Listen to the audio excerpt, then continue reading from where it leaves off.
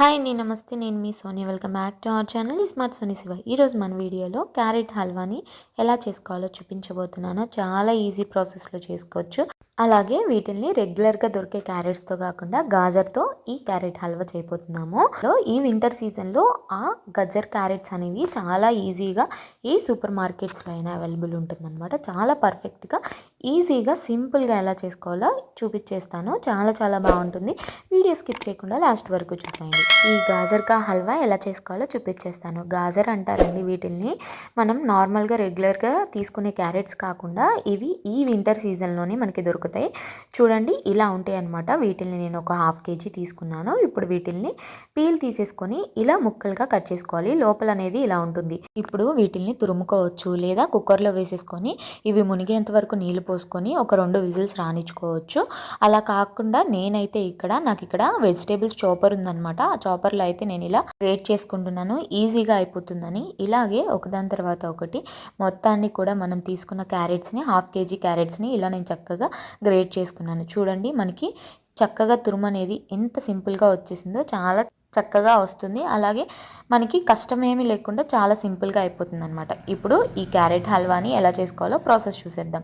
ముందుగా స్టవ్ మీద ఒక బాండి గిన్నె పెట్టుకొని అందులోకి 2 టేబుల్ స్పూన్ల దాకా నెయ్యి వేసుకోవాలి. నెయ్యి కొంచెం కరిగిన తర్వాత మనం ముందుగా తురుముకున్న ఈ గాజర్ తురుముని వేసేసుకోవాలి. అదేనండి క్యారెట్ తురుముని వేసేసుకొని ఇందులోకి పించ్ ఆఫ్ సాల్ట్ వేసుకోవాలి. అంటే కొంచెం ఒక చిటికెడు ఉప్పు వేసుకొని ఈ నేతిలో ఈ క్యారెట్ తురుము అంతా కూడా కలిసే విధంగా ఒకసారి అంతా కూడా కలిపేసుకోవాలి.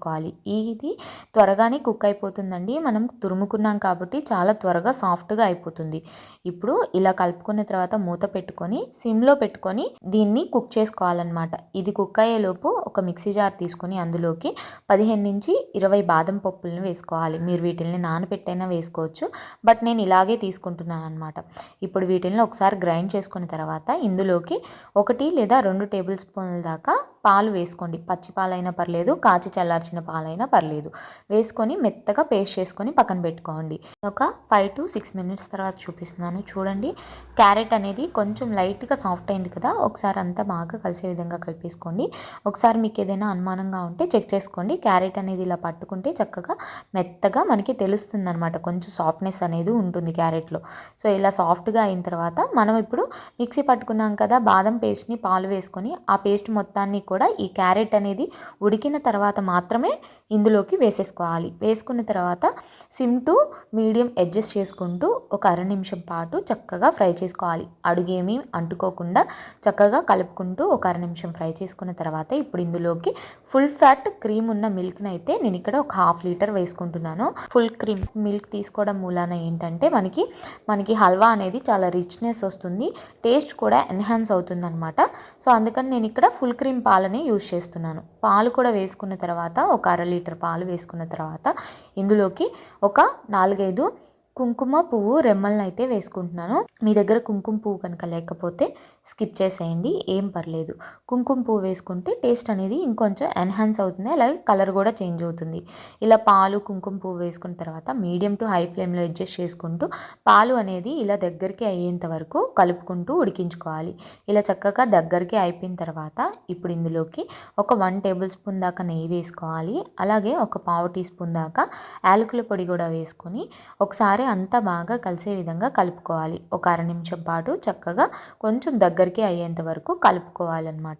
ఇలా చక్కగా అంతా దగ్గరికి అయిపోయిన తర్వాత ఇప్పుడు స్వీట్నెస్కి తగ్గట్టు ఇందులోకి ఒక 1/2 కప్పు నుంచి 3/4 కప్పు దాకా పంచదారని అయితే వేసుకోవచ్చు. నేనైతే ఇక్కడ ఒక 1/2 కప్పు పంచదార వేస్తున్నాను. 1/2 కప్పు పంచదార అయితే కరెక్ట్గా సరిపోతుంది.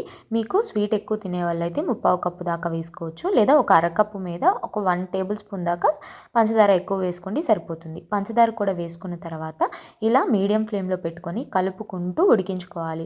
మనం పంచదార వేసిన తర్వాత పంచదార అనేది కరిగిపోయి మనకి హల్వా కన్సిస్టెన్సీ అనేది కొంచెం ఇలా లూజ్గా అవుతుంది. చూస్తున్నారు కదా వీడియోలో, ఇలా కొంచెం లూజ్ కన్సిస్టెన్సీ అనే వస్తుంది. మళ్ళీ మనకి ఈ లూజ్ కన్సిస్టెన్సీ మొత్తం పోయి కొంచెం థిక్గా అయ్యేంత వరకు కలుపుకుంటూ ఉడికించుకోవాలి. ఇలా కొంచెం థిక్గా అయిన తర్వాత ఇప్పుడు ఇందులోకి డ్రై ఫ్రూట్స్ని అయితే వేసుకోవాలి. నేను ఇక్కడైతే బాదం పప్పు, జీడిపప్పు అలాగే పిస్తాని వేసుకుంటున్నాను. వాటిలన్నిటిని కలిపి ఒక 1 or 2 టేబుల్ స్పూన్స్ దాకా వేసుకుంటున్నాను అనమాట. డ్రై ఫ్రూట్స్ కూడా వేసుకున్న తర్వాత మీడియం టు సిమ్లో అడ్జస్ట్ చేసుకుంటూ చక్కగా ఒక అర నిమిషం పాటు అంతా కలిసే విధంగా కలుపుకోవాలి. చూడండి, మనకి హల్వా కన్సిస్టెన్సీ అనేది ఇలా ఉండాలి. మనకి చుట్టూ మనం గీ వేసాం కదా, ఆ గీ అనేది మనకి రిలీజ్ చేస్తూ ఉండాలన్నమాట. సో ఇలాంటప్పుడు స్టవ్ ఆఫ్ చేసేసి పక్కకు దించుకొని వేడి వేడిగా సర్వ్ చేసుకోవడమే. అంతే అండి. ఎంతో సింపుల్గా క్విక్గా క్యారెట్ హల్వా అయితే రెడీ అయిపోయింది. చాలా చాలా బాగుంటుంది. ఏ మాత్రం కూడా బయట కొనే క్యారెట్ హల్వాకి తీసిపోదు. ఇంకా చెప్పాలంటే అంతకంటే కూడా చాలా చాలా టేస్టీగా ఉంటుంది. అలాగే ఈజీగా కూడా చేసుకోవచ్చు. ఈ సీజన్లో దొరికే ఈ గాజర్ క్యారెట్స్తో మీరు కూడా ఒకసారి ట్రై చేయండి. ఏ సూపర్ మార్కెట్స్లో అయినా లేదా రైతు బజార్లో అయినా సరే అవైలబుల్గా ఉంటాయన్నమాట.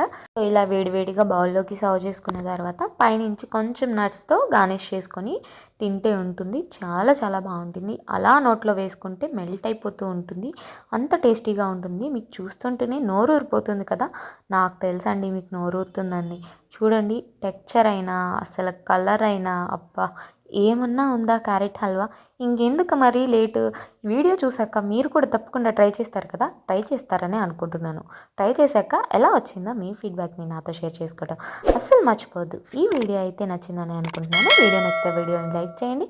మీ ఫ్రెండ్స్ అండ్ ఫ్యామిలీ రిలేటివ్స్కి షేర్ చేయండి. ఇంకా ఇలాంటి ఎన్నో ఈజీ అండ్ క్విక్ రెసిపీస్ కోసం స్మార్ట్ సోనీ శివ ఛానల్ని సబ్స్క్రైబ్ చేయండి. ఈ వీడియో అయితే ఇంతే. మరొక మంచి వీడియోతో మళ్ళీ వచ్చేస్తా. అంతవరకు సెలవు. Bye all.